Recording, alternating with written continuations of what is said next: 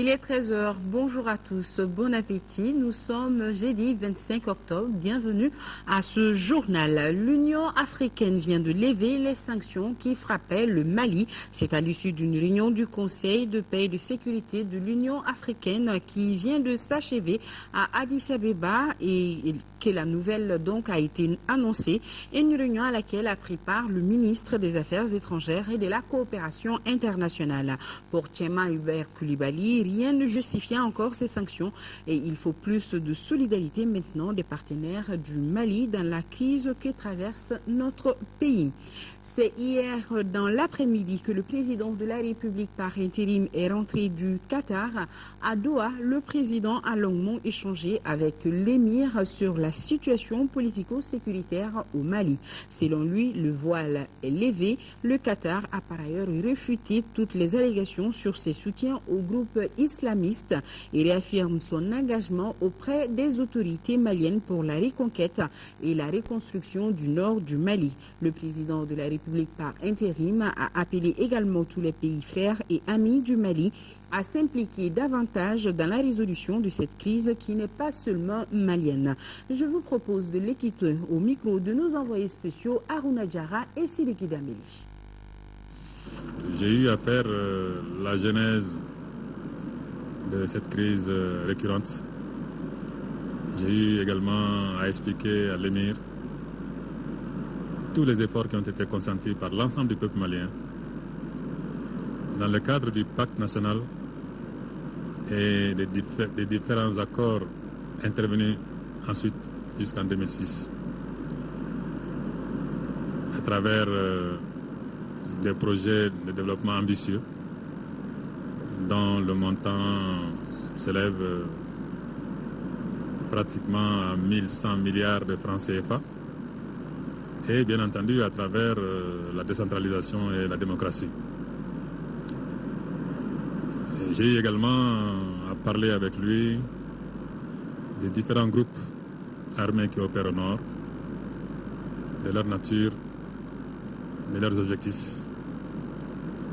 Ces groupes qui sèment l'insécurité et la désolation dans les régions du nord, qui sont de natures différentes et qui ont des objectifs différents.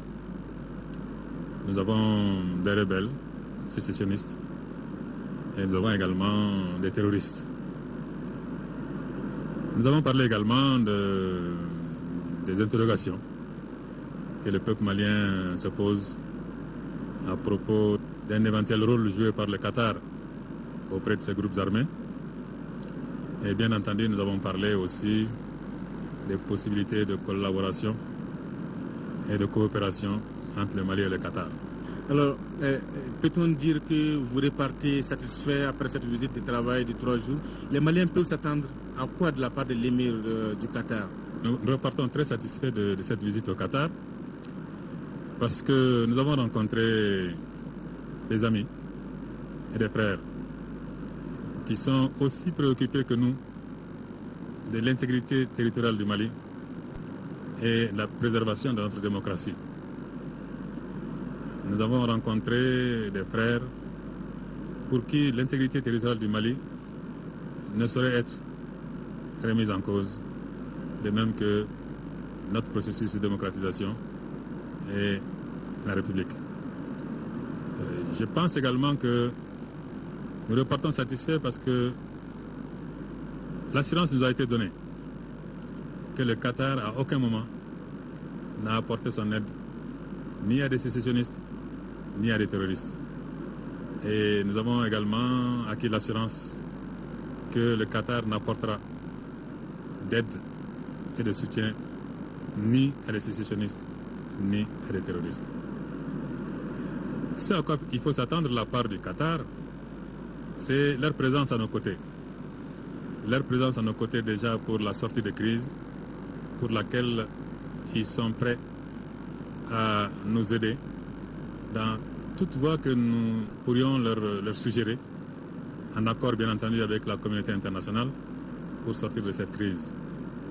Mais ce qui est également réconfortant, c'est l'engagement de l'émir à contribuer de façon exceptionnelle au développement du Mali après la sortie de crise. Parce que pour l'émir et pour l'ensemble du peuple du Qatar, la seule guerre qui va y être menée, c'est celle du développement, du mieux-être dans la paix et la sécurité.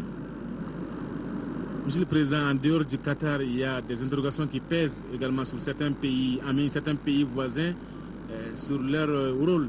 Quel message vous avez à l'endroit de ces pays et qu'est-ce que vous allez entreprendre comme démarche à l'endroit de ces pays voisins?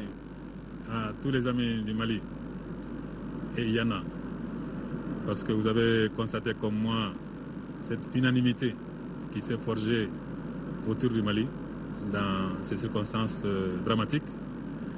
Ce que je peux dire, c'est que nous demandons à tous nos amis, à tous nos frères de nous aider et de nous accompagner dans la résolution de cette crise. Cette crise qui, aujourd'hui, n'est pas seulement une crise malienne, n'est pas seulement un problème malien, n'est pas seulement un problème du Nord Mali. Aujourd'hui, la crise que nous connaissons dépasse les frontières du Mali, dépasse même les frontières de la sous-région.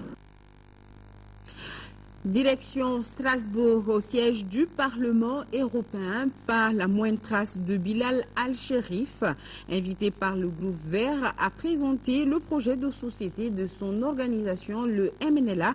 Par contre, de véritables échanges houleux entre le collectif des Maliens de France pour la paix et une délégation dite de compensation du MNLA.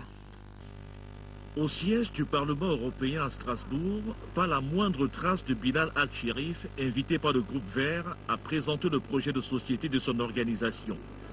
Le président du Mouvement national de libération de l'Azawad n'a pu quitter sa base au Burkina Faso pour la France. Bilal Al-Sherif et deux autres représentants du MLNA qui vivent à Ouagadougou se sont vus empêchés d'arriver au Parlement européen par des décisions de l'autorité française qui donne l'autorisation par les visas. C'est une délégation dite de compensation venue de Nouakchott en Mauritanie qui se charge de présenter la plateforme politique du MNLA. Dans le document, le mouvement accuse le gouvernement malien d'avoir commis des crimes de masse au sein de la communauté touareg. Bien plus, le MNLA se présente comme un mouvement démocratique épris de justice et ouvert au dialogue. Nous avons proposé à plusieurs reprises de négocier avec le gouvernement du Mali, mais nous n'avons jamais été écoutés ni entendu. Dans la salle, réaction immédiate du collectif des Maliens de France pour la paix.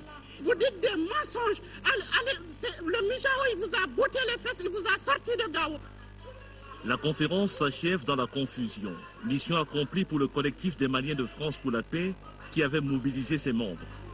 Cette association proche du gouvernement malien s'oppose farouchement à toute alliance entre Bamako et le MNLA. Le MNLA, il ne constitue rien du tout. Ce sont des bandits, ce sont des voyous, ce sont eux qui ont permis à notre pays aujourd'hui d'être à genoux. Le torchon brûle entre le gouvernement malien et le mouvement national de libération de l'Azawad. Cette situation risque de saper les efforts déployés par la France et la communauté internationale qui souhaitent rapprocher Bamako, le MNLA et peut-être Ansar Dine pour combattre AQMI et le Moudiao dans le nord du Mali. Ici au Mali, le Premier ministre Dr Cheikh Modibo Diarra a reçu le président du Comité international de la Croix-Rouge, CICR. Les échanges ont porté sur la facilité d'accès du CICR au niveau des maisons d'arrêt. Le président du CICR a annoncé la négociation de 20 millions de francs suisses pour le Mali. Nous l'écoutons à sa sortie d'audience. Il est au micro de Tchemogo Sagara. C'était une bonne occasion pour moi d'expliquer au Premier ministre l'action humanitaire du CICR au Mali et dans la région dans son ensemble, de le remercier pour le soutien que nous jouissons dans ce pays du gouvernement à déployer nos actions humanitaires. J'ai aussi remercié le Premier ministre pour le travail de détention et d'accès aux prisons que le CICR peut avoir au Mali. Et bien sûr, c'était une très bonne occasion pour le Premier ministre et moi-même pour faire le point sur la situation géostratégique, les options stratégiques et militaires et pour m'informer auprès du Premier ministre des réflexions et des options qui sont maintenant devant le gouvernement du Mali et d'autres gouvernements. Les besoins par les conflits sont croissants. J'ai demandé auprès des donateurs du CICR une rallonge budgétaire il y a quelques semaines. Je voulais voir de mes propres yeux comment la situation se présente aujourd'hui et je voulais saisir l'occasion de mon passage au Mali pour encore une fois plaider auprès de tous les donateurs de garder les besoins de la population civile, de la population qui souffre des incertitudes, de garder cela en premier rang de leurs préoccupations et de financer l'activité du CICR ici au Mali et dans la région dans son ensemble. Les membres du gouvernement à l'école de la gestion des finances publiques, c'est à la faveur d'un séminaire gouvernemental tenu hier au contrôle général des services publics. L'objectif du séminaire est de permettre aux premiers responsables des départements ministériels de mieux comprendre les notions et règles essentielles de gestion des finances publiques. Au menu des échanges, la préparation du budget d'État et les procédures de passation de marchés publics. Le point, c'est avec Brahma Traoré. Quand les ressources de l'État sont limitées, la bonne gestion devient la règle d'or, avec comme préalable la maîtrise des normes et pratiques en matière de gouvernance économique. C'est ce qu'apprennent les membres du gouvernement à travers ce séminaire, un séminaire qui porte sur les finances publiques, une première. Car jusque-là, les séminaires sur les finances publiques ont concerné la société civile et les autres gestions de la République, mais jamais le gouvernement. La gestion budgétaire aujourd'hui est marquée par beaucoup d'incompréhension.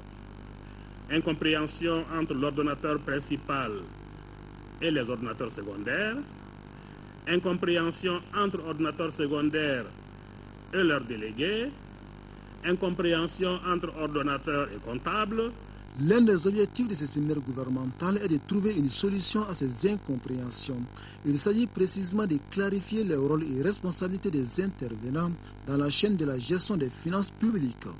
Cette méconnaissance des principales dispositions régissant la gestion des finances publiques est de nature à perturber l'exécution du budget, à créer des arriérés extra-budgétaires en violation de la loi, d'où la nécessité de la tenue du présent séminaire à l'attention des membres du gouvernement pour le renforcement de leurs capacités sur les notions et les règles essentielles de la gestion budgétaire.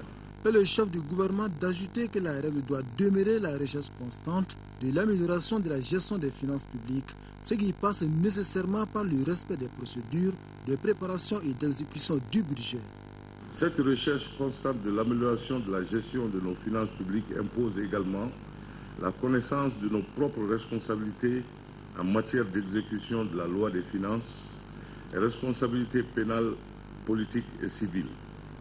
Des étapes d'exécution de la loi des finances avec ses différentes phases, des règles de passation des marchés publics. Au terme de ce séminaire gouvernemental, le leitmotiv doit être pas de gaspillage des ressources de l'État.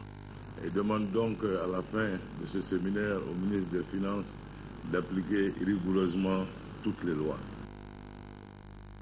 Remise de dons, l'association turque Hassen a offert 600 bœufs à la Ligue des prédicateurs du Mali, un don destiné en ce mois de la solidarité et de la lutte contre l'exclusion aux plus nécessiteux. Agibou Koulibaly, reportage. C'est la 12e fois consécutive que l'association Hassen de la Turquie signe des actes humanitaires à l'adresse des musulmans du Mali à travers la Ligue des prédicateurs du Mali. Pour cette année, Hassen a octroyé à la Ligue environ 600 bœufs, une manière pour dire que la joie est dans le partage. Nous estimons en effet que tous les hommes sont des frères dans le monde et aimons faire preuve de cette solidarité partout où nous le pouvons. Le Haut Conseil islamique du Mali se réjouit du geste de la Turquie en faveur des musulmans du Mali. Nous apprécions hautement ce que nos frères et sœurs en République de Turquie apportent comme aide à nos frères, à leurs frères au Mali. Aussi, dans l'opération Tabaski qui a été initiée il y a à peu près une décennie maintenant, qui touche l'ensemble du territoire malien, particulièrement les zones les plus difficiles. Nous apprécions hautement tous ces gestes qui sont faits dans le cadre de la solidarité musulmane. Pour les autorités administratives, cette aide humanitaire du partenaire cadre parfaitement avec les orientations du gouvernement du Mali. Au-delà de cette grande donation qu'ils sont en train de faire, je pense que la symbolique est surtout le fait de se déplacer pour venir voir d'abord dans quelles conditions leurs frères musulmans sont et pouvoir partager avec eux ces moments difficiles que notre pays connaît. Cette donation coïncide, je le dis, avec le mois de la solidarité, ce qui est une très bonne chose, qui va pratiquement dans la ligne droite de notre politique de solidarité qui consiste à ne pas faire d'exclus. Et nous pensons que les institutions, les veuves, les associations qui vont recevoir ces donations vont faire la fête comme les autres personnes nantis. Les bœufs qui viennent d'être remis par l'association caritative Hassen à la Ligue des prédicateurs du Mali seront répartis entre les hôpitaux, les maisons d'arrêt et les mosquées à travers les régions du Mali. Un mot de sport, c'est hier que le tirage au sort de la Coupe d'Afrique des Nations s'est déroulé à Durban, en Afrique du Sud. Le Mali hérite du groupe B avec comme adversaires le Ghana, le Niger et la République démocratique du Congo. Khalifa Nama Traoré nous en parle. Ghana et le Mali, les deux vaincus des demi. Ghana-Mali pour de nouvelles retrouvailles en phase finale de Coupe d'Afrique des Nations de football. Il s'agit là de la troisième confrontation entre Black Star et Aigle après le match de poule à Franceville au Gabon gagné par les Ghanéens 2-0 et la troisième place remportée par Seydou Keita et ses partenaires par le même score de 2-0 à Malabo. Dans ce groupe à dominance ouest-africaine, avec la présence du Niger qui joue sa deuxième Coupe d'Afrique des Nations d'affilée, la République démocratique du Congo, de retour après 3 CAN d'absence, aura bien son mot à dire. Absente de la phase finale des CAN depuis 2008, l'Afrique du Sud veut surtout rééditer son exploit de 1996 lorsqu'elle avait organisé et remporté le trophée. Les Bafana Bafana auront des illustres inconnus en face lors du match d'ouverture. Les requins bleus du Cap-Vert, tombeurs des lions indomptables du Cameroun. L'Angola tentera de faire mieux qu'à domicile en 2010 et en 2012 au Gabon et en Guinée équatoriale où les Palancas Negras ont atteint les quarts de finale. Le Maroc complète ce groupe A. La Zambie, tenante du trophée, sera très attendue dans ce groupe C par les revenants, le Nigeria et surtout l'Éthiopie, dont la dernière phase finale remonte à 1982. Le Burkina Faso aura à cœur de passer le premier tour.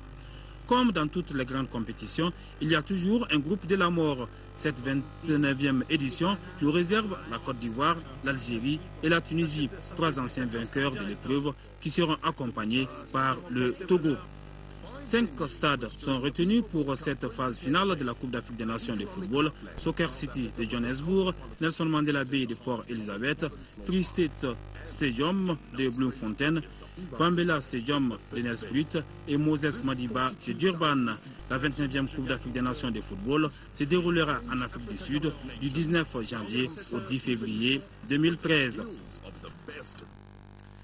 Point final à ce journal pour la grande édition retrouvée à Touré. Merci à tous ceux qui nous suivent à travers le monde, particulièrement nos téléspectateurs de la France. Demain, 13h, dès Sissoko. Bonne fête de Tabaski à vous tous et mangez avec modération la viande. Et merci de rester de cœur et d'action avec nos compatriotes des régions du nord du Mali vivant sous occupation. On ne les oublie pas. Merci et bonne fête encore.